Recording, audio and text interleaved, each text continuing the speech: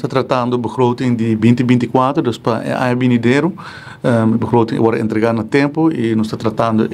segundo a Constituição para o fim de ano, para assim na maneira abre nós por começar a execução de projeto, né?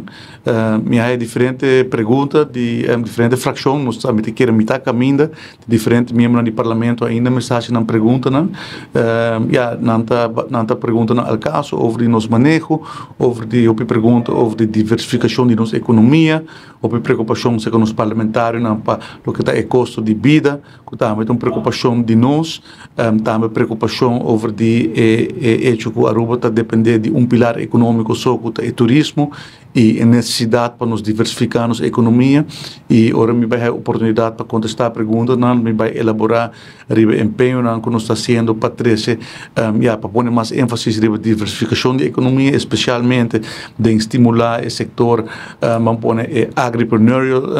pillar, dus caminho que nós estamos estimular ainda não para empresários em agricultura, você quer ter oportunidade tão grande e não para Aruba,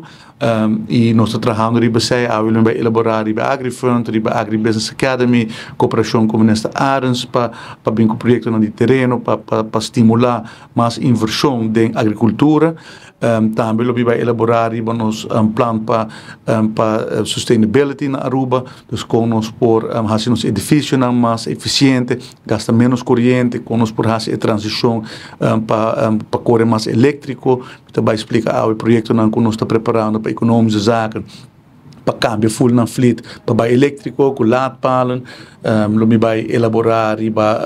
plannen que nós temos para Oranje Stad, o qual nós executar acaba em 2023 e o qual vai começar em 2024, o projeto não está claro acaba para arrancar Salibai, o resto de Wilhelmina Straat com Columbus Straat trabalhando parque lot completamente novo, direito pida massa ainda de Wilhelmina Straat para embellecer e para estimular os comerciantes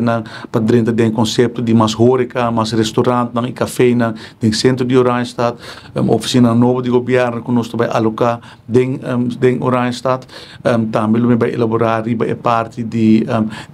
plano para São Nicolás, e desenvolvimento que nós temos para São Nicolás para revitalizar o centro de São Nicolás e bem com desenvolvimento completamente novo que vai ser executado em 2024,